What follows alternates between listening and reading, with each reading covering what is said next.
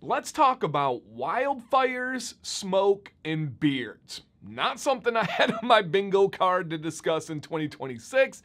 This is not a topic I've been asked about for years and get all the time, but it does seem like it's relevant, it's interesting, and it possibly could help people out. If that sounds good to you guys, absolutely free, super quick, interact with the video. Thumbs up. If you're on your phone, hype it. Are you subscribed and you like learning about beards? Come on. Shout out to those returning subscribers. My name is Dan C. Bearded. So I am in Michigan. I'm in the Flint, Michigan area, and we are just getting out of a window, even though I saw a post last night, source, I don't know, I saw a post that said it might be coming back again, where in Michigan, we had several days of really, really intense smoke from the Canadian wildfires. And we had this the last 4 years. This is year number 4 that we've actually had it, but it wasn't much of kind of a big deal until this year. The 1 week of the year, the first time we ever tried putting our kids in like a summer camp where they go out and they camp and they fish and kayak and they play outside. It was the hottest week of the year. And it was the smoke week, meaning they had like a beach party scheduled last day. They couldn't go outside. The day before that, they were stuck inside in cabins and playing board games and stuff when they should have been hiking and doing all these things, right? We adapt and overcome. It's no big deal, but it was a little bit annoying. And our air quality, what do they call it? The air quality index, the AQI, was off the charts. My weather app will rate the air quality up to 500. We had several days, and this is not exaggerating, literally over 800. I had to get a different service to read the app, and essentially that is saying that the particles in the air are not safe for most people, but especially sensitive people. And I know I'm not alone. I know that over the course of about 2 weeks, it stretched from the Pacific Northwest all the way to like the New England area. And I'm sure there's many others, of course, in Canada. And I'm sure everywhere has experienced. California's like, dude, hold my beer. Like we know about wildfire smoke and wildfires. So let's talk about it, what the impact is on your beard. Not that that's a priority in a wildfire time or something that I'm like overstating, but it's interesting and it's real. Everybody in our area was safe. I feel for anybody affected by the fires. So let's talk about what it could do to the beard. And I'm going to give you some advice on how to proceed if you're in that kind of situation.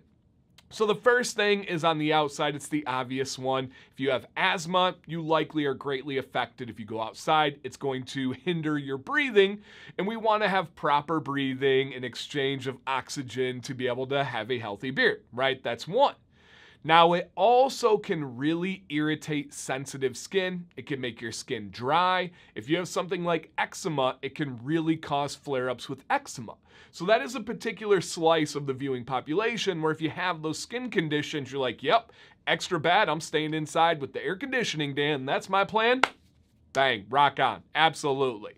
Got that side of things, the internal health, the irritated skin. Now, what about the beard itself with that kind of smoke? Well, of course, there are particles in the air. They are going to latch onto your beard. You're gonna have buildup. You're gonna have almost, and I literally felt this, like a grit-like feel. And you guys, if you don't know what this experience was like, I mean, the sun was just barely an orange little color peeking through the cloud of smoke.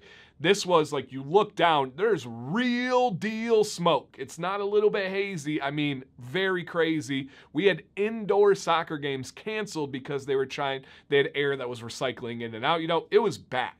So you get buildup, you get grit on it, and I think the most noticeable is the odor.